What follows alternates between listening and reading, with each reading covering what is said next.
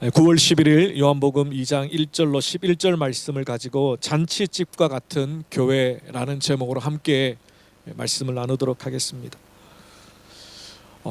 이 땅에 세워진 수많은 교회 공동체들은 크든지 작든지 간에 사람들이 모이면 어쩔 수 없이 조직이 생기고 또 역할이 나누어지게 됩니다. 그럼에도 불구하고 세상적인 일반적인 사람들의 모임과 다른 아주 독특한 특징이 하나 있습니다. 그것이 바로 영적인 유기체라는 것입니다. 예수 그리스도의 은혜로 구원받은 하나님의 백성들이 함께 모여 하나님을 예배하고 하나님의 말씀을 배우고 그 말씀을 따라 살려고 몸부림치는 신앙의 사람들이 모여있기 때문에 겉으로 볼 때는 비슷해 보이지만 교회는 하나님의 다스림과 하나님의 통치가 인정되어지고 고백되어지기 때문에 세상의 다른 공동체와는 다릅니다. 다른 조직과는 다릅니다. 물론 그렇다고 해서 이 땅에 있는 모든 교회들이 완전한 교회라는 의미는 아닙니다. 하나님이 불완전해서가 아니라 하나님의 능력이 불완전해서가 아니라 하나님의 영광이 없었어가 아니라 우리가 불완전하기 때문에 우리가 여전히 죄성을 가지고 예수님을 닮아 살려고 몸부림치고 있는 성화의 과정 가운데 있기 때문에 그래서 때로는 혈기를 부리기도 하고 때로는 다툼이 있기도 하고 때로는 서로 생각이 안 맞아서 툭탁툭탁 하는 것처럼 보이기도 한다는 겁니다. 자, 그런데 그럼에도 불구하고 하나님의 성령의 은혜로 거듭난 하나님의 백성들이 모인 교회 공동체에는 회복이 있고 화해가 있고 자신의 잘못을 시인하고 용서를 구하고 괜찮다, 우리가 다 하나님 안에서 한 자녀가 아니냐, 용납해주고 용서해주는 그런 은혜들이 있다는 겁니다. 그래서 교회 공동체가 비록 완전하지는 않지만 비록 천국과 같지는 않지만 천국의 모양을 닮아 계속해서 성장하고 발전하고 변화되어지는 것, 그것이 바로 세상의 어떤 조직이나 공동체와는 다른 교회의 특징입니다. 요즘에는 교회 이름을 붙일 때 커뮤니티라는 말을 많이 쓰죠. 특별히 이 서구 웨스턴 교회 같은 경우에 그런 이름을 많이 붙입니다. 왜냐하면 세상은 갈수록 개인주의화가 되고요, 교회로 모였다고 하지만 함께 모이는 공동체성을 예전보다는 우리 여기 연세 드신 집사님들, 권사님들 그 50년 전, 40년 전, 30년 전 교회의 그 공동체성이 갈수록 희박해지는 것이 현대의 각박한 생활 속에 있는 우리 교회의 모습입니다. 이것은 우리 교회만 그런 것이 아니라 전국 전 세계 어느 교회도 자꾸만 공동체성이 희박해지기 때문에 교회 이름에 자꾸만 커뮤니티라는 이름을 넣는 것이 아닐까 생각해 봅니다. 그렇습니다. 교회는 함께 지어져 가는 건물이라고 말하죠. 함께 단단하게 세워져 가는 주의 몸이라고 말합니다. 그게 가장 중요한 것은 바로 하나됨입니다. 나누어지는 게 아니라, 개인주의가 아니라, 이기주의가 아니라 함께 지어져 가는. 신앙의 성장은 그렇습니다. 교회 공동체를 통해서 이루어집니다. 우리가 팬데믹 기간 동안 온라인 예배를 드리기도 하고 온라인으로 지금 성경 공부를 하기도 하고 편리함이 있습니다. 오며 가며 시간 낭비할 필요 없이. 그런데요, 온라인을 통해서는 온전한 교제가 이루어지지 않습니다. 지금 많은 사람들이 팬데믹을 겪으면서 온라인을 넘어서 메타버스라 그러나요? 유니버스가 아니라 메타버스. 발빠른 사람들은 그런 교회를 인터넷상에서 구축하기도 하고. 근데 그게 나쁘다는 건 아닙니다. 어쩌면 세상은 그렇게 흘러갈 수도 있습니다. 그럼에도 불구하고 함께 살을 맞대고 함께 눈을 맞추고 함께 교제하고 함께 이 자리에 모여 예배하는, 그래서 우리가 하나 된다라는 그 공동체 의식을 더 느끼기를 원하는 시대가 올 겁니다. 어쩌면 세상은 끊임없이 우리로 하여금 더 철저하게 외롭고 고독을 느끼게끔 만들고, 그래서 모이기를 패하는 사람들과 같이 하지 말고 그날이 가까우면 가까울수록 더욱 모이기를 힘쓰라고 하나님은 말씀하고 있는 것이 아닙니까? 그래서 이 교회 공동체는 단순히 사람들이 좋아서 함께 모이는 것이 아니라 떡을 떼고 간식을 먹고 그래서 좋은 것이 아니라 한 믿음의 사람들이 한 주님을 섬기고 한 아버지를 섬기고 함께 이 땅의 삶을 주님의 비전을 이루어 드리는데 동력하며 살아가는 그 기쁨과 즐거움을 누리라고 이 교회로 부르셨다는, 오늘 설립 9주년 감사 예배를 드리면서 요한복음 2장에 나타난 이 잔치집의 모습이 우리 교회의 모습이 되었으면 좋겠다라는 마음으로 함께 나누기를 원합니다. 사실 초대교회 성도들은 매 주일이 잔치집이었습니다. 로마의 핍박이 있었지만, 목숨을 걸고 신앙을 지켜야 했지만, 지하 카타콤에서 함께 모여 숨죽여 찬양했지만 그들에게는 기쁨과 감격이 있었습니다. 바로 주님의 부활을 기다리고 다시 오실 주님을 만날 소망이 있었기 때문에. 그래서 매주가 몰래 드리는 예배지만, 두려움으로 예배 드리는 것이지만 감격과 기쁨이 있었던 잔치집이었습니다. 우리에게는 그런 핍박이 없습니다. 오늘날 우리에게는 그런 신앙의 억압이 없습니다. 그럼에도 불구하고 주일날 예배에 이 감격과 기쁨, 주님을 만나는, 부활의 주님을 찬양한다는 그 사모함과 기대감과 간절함이 우리에게 자꾸 사라져가고 있습니다. 교회 오는 것이 즐겁습니까? 교회 오는 것이 기대됩니까? 우스갯소리가 있죠.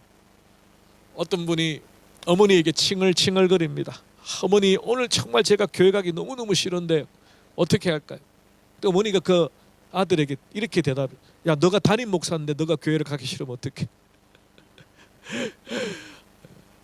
그런 교회 말고 정말 매주일이 기대되고 일주일 동안 세상 가운데 흩어져 살던 그 믿음의 동지들이 함께 모여 예배하며 교제하며 위로하며 등을 두드려주며 악수를 하며 다시 한번 우리가 세상 가운데 비록 흩어져서 각자의 삶의 자리에 나아가지만 영적으로 함께 묶여져 있는 감격과 기쁨으로 영적 전투를 승리하고 돌아올 수 있도록 다시 한번 하나님의 은혜로 채워지는 예배, 그런 주일, 그런 교회 공동체, 그것이 바로 주님이 우리에게 세우라고 하셨던 교회, 우리가 꿈꿔야 될 교회가 아닐까 생각해 봅니다. 요한 기자는, 요한복음을 기록한 요한 사도는 예수님의 첫 번째 기적을 가나의 혼인잔치로 설명하고 있습니다.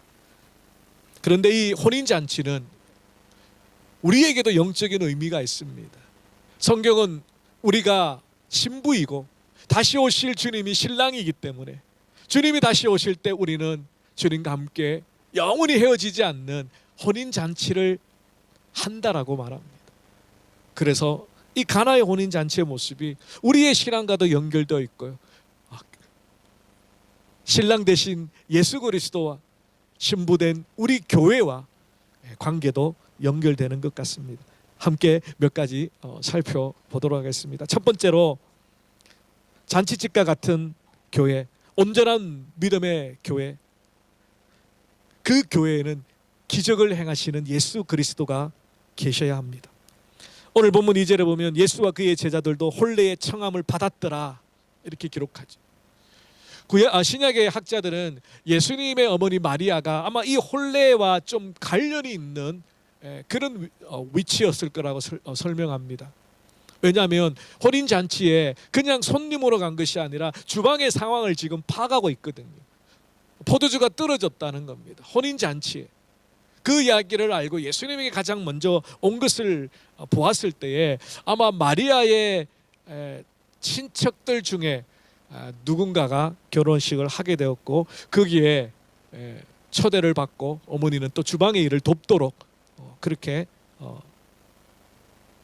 되었지 않았을까 추측을 해봅니다. 그렇습니다. 이 잔치에 기적은 물이 변하여 포도주가 되었던 것은 예수님이 그곳에 계셨기 때문입니다. 그 기적을 경험하고 오늘 본문 11절 말씀처럼 하나님의 영광이 나타난 예수 그리스도가 주 되심, 메시아 되심이 믿어지는 그 상황의 중심에는 예수 그리스도가 계셨다는 겁니다. 우리가 가장 두려워할 것은 이 교회에 예수 그리스도가 빠지는 겁니다. 우리의 예배에 예수 그리스도가 빠지는 겁니다. 하나님의 말씀에 예수 그리스도가 빠지는 겁니다. 우리의 구역 모임에, 우리의 성경 공부에, 우리의 주일학교에 예수 그리스도가 빠지는 것입니다. 이게 가장 두려운 것입니다. 사단이 우리에게 유혹하는 것 바로 그것입니다. 무슨 말을 해도 좋고 어떤 잔치를 해도 좋고 어떤 퀄리티의 찬양을 해도 좋다. 그런데 예수는 빼라. 화려한 말씀, 능력의 말씀, 기적이 나타나는 같은 그런 신앙의 모습이 있어도 좋다. 그런데 예수는 빼라. 그것이 사탄이 교회를 향하여, 우리를 향하여 유혹하는 것입니다. 여러분 생각해 보십시오. 말이 됩니까? 예수님이 없는 교회, 예수님의 복음이 선포되지 않는 말씀, 예수님의 영광이 드러나지 않는 찬양, 예수님의 말씀으로 온전히 가르치지 않는 교육, 주일학교, 그것이 교회입니까? 사람들의 모임이죠. 우리가 정말 두려워할 것은 이 교회에 예수님이 그 중심에 계십니다. 기적을 행하시고 능력을 행하시고 상한 자들을 싸매어 주시고 죄인된 우리를 변화시켜 주시는, 그래서 만져주시는, 우리의 인생을 사망의 길로 가는 것이 아니라 생명의 길로 나아가도록, 고개를 들어 천국을 바라보도록 만들어 주시는 그 주님이 빠지는 것, 이것이 우리 가장 두려워해야 될 것입니다. 사람들끼리만, 우리들끼리만 즐거움. 골로새서 1장 18절 말씀이죠. 그는 몸인 교회의 머리시라. 그가 근본이시요 죽은 자들 가운데서 먼저 나신 이시니 이는 친히 만물의 어뜸이 되려 하심이라. 지난 9년을 돌아보며 참 두려웠던 것은, 지금도 그러고 있어요. 그러고 싸우고 있어요. 저희 가정만 파송을 받고 멜번에 와서 솔직히 고생을 많이 했습니다. 많이 힘들었고 많이 아팠고 욕도 많이 먹었고 멜번에 오기 전에 이미 이 멜번 지역에 소문이 났어요. 이단 교회가 개척을 한단다. 순장 교단은 잘 모르잖아요. 고신은 유명해도 순장 교단은 똑같이 신사참배를 반대했던 신앙의 절개를 가진 믿음의 선배들이 우리들의 교회 선배들이신데, 순장이라 그러니까 한국의 옛날에 순장은 뭐죠? 그냥 막 땅에 묻는 거 아닌가? 그런 장례 이단이 온다고 막 소문이 나가지고 뭐 누구를 찾아가서 항변을 하고 뭐 따지고 뭐 그렇게 하겠습니까? 그냥 기도만 한 거예요. 오해를 풀어주게, 하나님께서 해결해 주시게. 근데 그러다 보니까 제 마음속에 두 가지가 있는 거예요. 그래도 이만큼은 내가 노력했지, 내가 수고했지, 내가 헌신했지, 고생했지, 그런 자부감을 넘어서 교만이 제 속에 늘 꿈틀거리고 있어요. 근데 이 교회는 그럼에도 불구하고 주님의 교회이고, 주님이 머리 되시는 교회이고, 주님이 은혜를 주시고, 주님이 한 사람 한 사람 마음을 움직여 주셨기 때문에 이 교회에 정착하시고, 이 교회의 일꾼이 되시고, 중직자가 되시고, 직분자가 되시고, 헌신자들이 되는 거죠. 그래서 그럴 때마다 그런 교만이, 그런 뭔가 보상을 받고 싶은 마음들이 올라올 때 예수님이 말씀하셨던 누가복음 말씀, 종이 종로로 타고 주인과 함께 상을 받겠느냐. 주님, 나는 무익한 종입니다. 나는 무익한 종입니다. 제가 열심히 한다고 했지만, 최선을 다한다고 했지만 행여나 주님의 뜻에, 주님의 마음에 맞지 않는 일들 행하지 않았습니까? 그래서 저는 무익한 종입니다. 그런 교만들, 그런 영광을 받으려고 하는 마음들, 그것을 꺾어버리는 것이 어쩌면 평생에 저와 제 자신과 싸워야 되는. 또 반대로 어떤 마음이 있냐면요, 하나님 앞에 내가 교회를 세우고 개척을 하고 양육을 시키고 성도님들을 주님의 제자로 세워가는 데 있어서 정말 제대로 했느냐. 근데 사탄이 그런 마음을 속삭일 때도 있습니다. 네가 진짜 최선을 다했느냐? 정말 목숨을 걸고 했느냐? 정말 주님과 같이 성도들을 사랑했느냐? 이제 그런 질문 앞에서는 제가 자신이 없는 거예요. 제 나름대로는 한다고 했지만 게을렀던 때도 있었고요.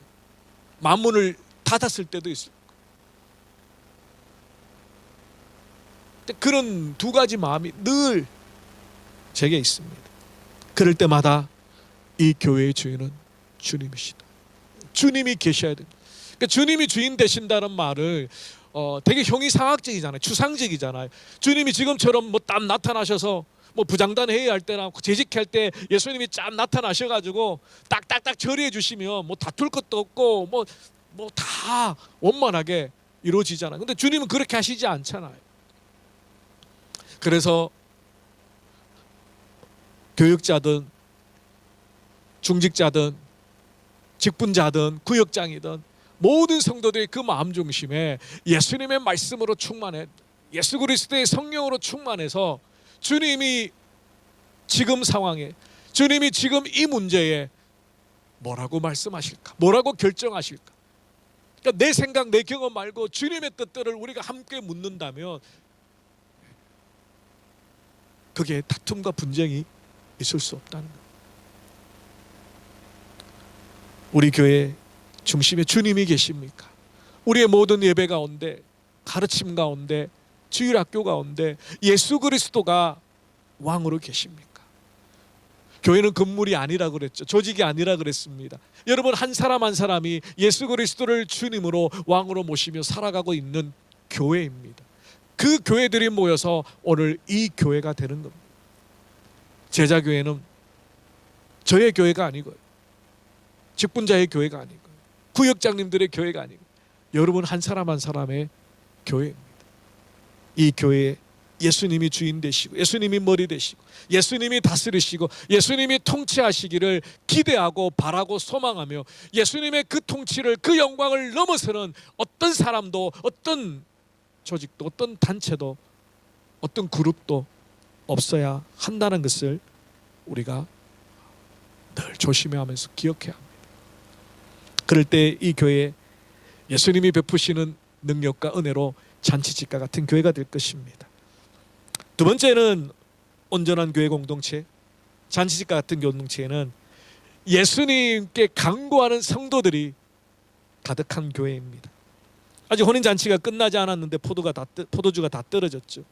주방에서 봉사하던 손님들이, 그 일꾼들이 난리가 났습니다. 예수님의 때가 아직 이루어지지도 않았지만 마리아는 예수님께 이 문제를 가지고 왔습니다. 이 교회에 어떤 어려움이나 어떤 문제도 우리끼리 해결하려고 끙끙거리지 말고 이 문제를 예수님께 갖고 나오는 것, 이게 믿음입니다. 이 문제를 주님께서 해결해 주시기를 가지고 나오는 것. 마리아가 예수님의 어떤 계획을 알고 있었던 게 아니죠. 어떻게 할지 모릅니다. 그냥 그 문제를 예수님 앞에 가지고 나왔습니다. 그 문제를 해결하실 분은 예수님밖에 없다라는 것을 믿었기 때문에.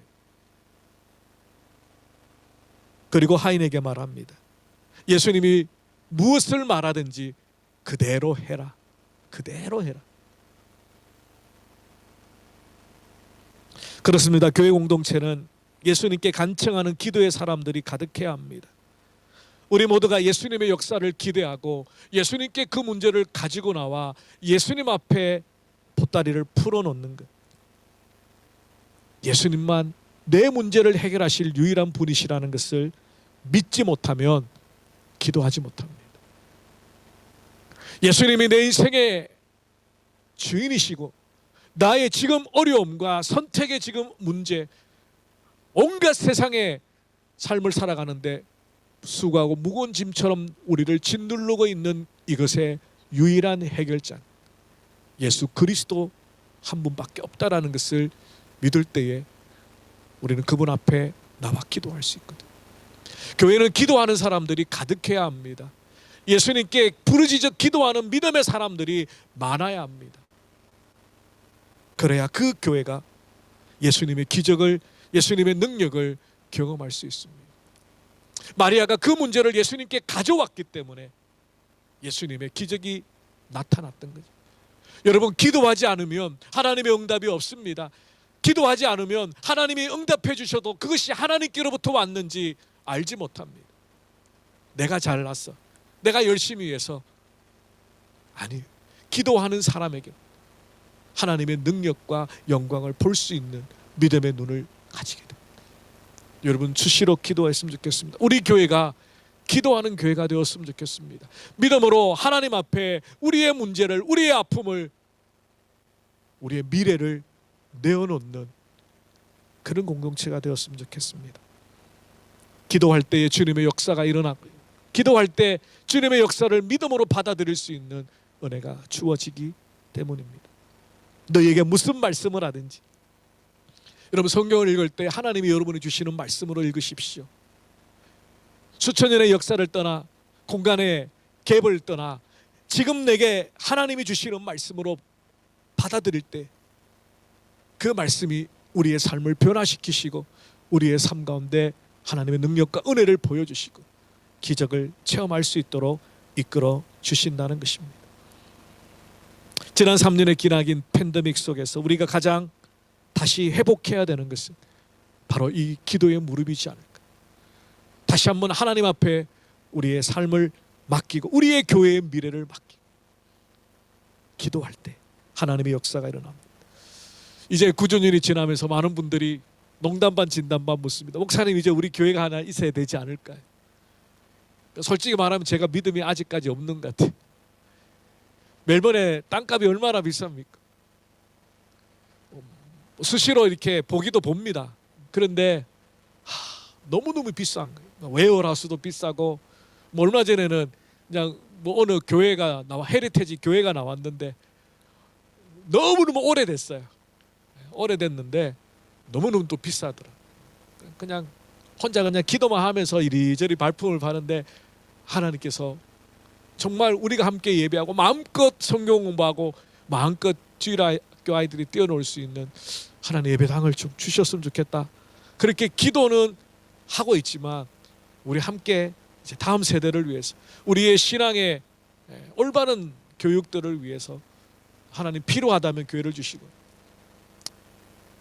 하나님 보시기에 아직 아니다, 그렇다면 기다려야 되겠죠.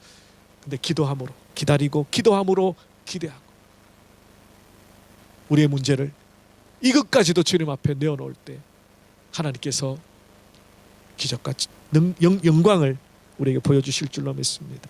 세 번째로, 잔치집과 같은 교회, 온전한 교회 공동체는 예수 그리스도의 말씀에 순종하는 성도들이 가득한 교회죠. 오늘 본문에 등장하는 인물 중에 누가 가장 감격스러울까요? 누가 가장 가슴이 뜨거울까요? 바로 물도온 하인들. 오늘 본문 9절에 보니까 연회장은 물로 된 포도주를 맛보고도 어디서 났는지 알지 못하되 물도온 하인들은 알더라. 만약에 오늘 본문 2장을 드라마나 연극으로 만들면 저는 물도온 하인 역을 하고 싶어요. 물도온 하인들, 오늘 본문에 보면 불평 한마디 없습니다. 아니, 미친 짓 아니냐, 웬 개변이냐, 물을 떠다가 갖다 주라는, 장난치는 것도 아니고, 어쩌면 그 연회장에 온 손님들이 술 취했으니까 속이려고 하는 거 아니냐, 뭐 별의별 반응들이 다 있겠죠. 근데 하인들은 그렇게 하지 않습니다. 그 물을 떠다 줍니다. 그런데 물을 떠다 주기 전에 어떻게 했습니까? 예수님이 뭐라고 말합니까? 항아리에 물을 채우라 했습니다. 참, 이 하인들도 참 멋져요. 예수님은 그냥 항아리에 채워라 그랬는데 이 하인들은 어디까지 채웠습니까? 네, 아귀까지. 입구까지 막 흘러넘치도록 막 가득 부었습니다. 우리가 하나님의 정말 큰 은혜와 축복과 영광을 누리는 방법은요, 아그까지 채우는 겁니다. 가득 채우는 겁니다. 하나님 부어주십시오. 오늘 우리 찬양팀에서 찬양했던 것처럼 운물가의 여인처럼 내 잔을 높이 듭니다. 여러분 어떤 잔을 들고 계세요? 너무 겸손하셔가지고 요만한 잔을 들면서 하나님 축복해 주세요. 하나님은 따라합시다. 저 따라하기 이런 거 잘 안 하는데 솔직히 부끄러워. 따라합시다. 이거는 꼭 따라했으면 좋겠습니다. 하나님은 통이 크신 하나님입니다. 짠짠하게 그런 하나님 아닙니다. 가득 부어주시되 차고 흘러 넘치도록 부어주시는 하나님, 그게 믿음이라고 말합니다. 그것이 단순히 물질적인 축복을 말하는 게 아니라 자녀들의 뭐 좋은 대학 가는 축복이 말을 하는 게 아니라 하나님이 내게 내 영혼을 윤택케 하시는 은혜를 부어주시면요, 어떤 상황 어떤 환경에서도 찬양과 감사가 나오고요, 찬양과 감사를 터져나오게 하는 그 사람을 하나님이 왜 그냥 내버려 두시겠습니까? 갑절로 부어주십니다.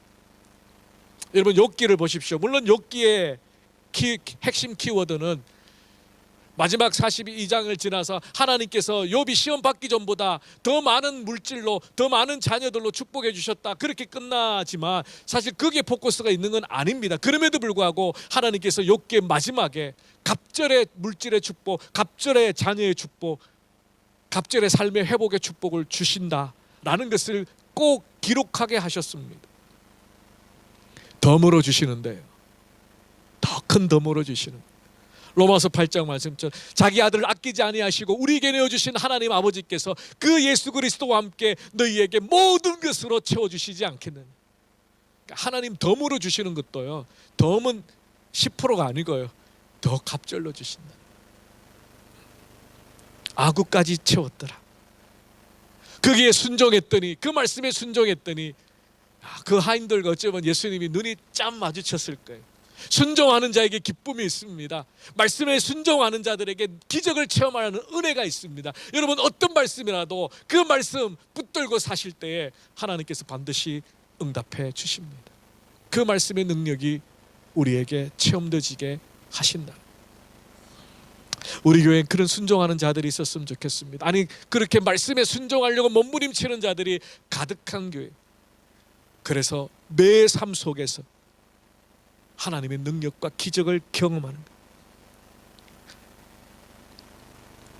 물도온 하인들이 어쩌면 평생을 그 사건을 잊을 수 있을까요? 성경은 그 사람들에 대해서 자세한 후속 이야기를 기록하고 있지는 않지만 우리가 한번 추측해 볼 수 있지 않을까요?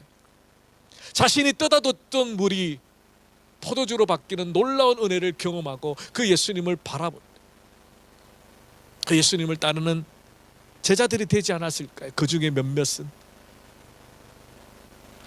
우리가 지금 필요한 것은 말씀에 순종하고 말씀이 살아 역사하시고 그 말씀을 따라 우리에게 응답해 주시는 하나님의 능력과 기적을 체험하는 것.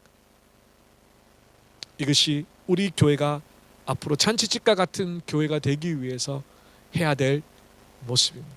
말씀에 순종. 마지막 네 번째로는요, 변화가 있는 교회입니다. 물이 변하여 포도주가 되는 놀라운 경험이 있는 잔치집과 같은 교회. 사실 목회자에게는 그런 회유의 마음이 있어요. 사단이 주는 마음인지 알고 있지만 성령의 은혜로 충만하지 않으면 목회자도 크게 힘 빠지는 부분이 있어요. 아까 말씀드린 대로 계속해서 사단이 네가 최선을 다하고 있는, 네가 열심히 하고 있는, 네가 제대로 하고 있느냐라는 화살을 쏘고 있죠. 그와 아울러서 너가 아무리 말씀을 준비하고 아무리 말씀을 전파하고 아무리 사랑으로 섬기고 아무리 수고해도 성도들이 잘 안 변한대.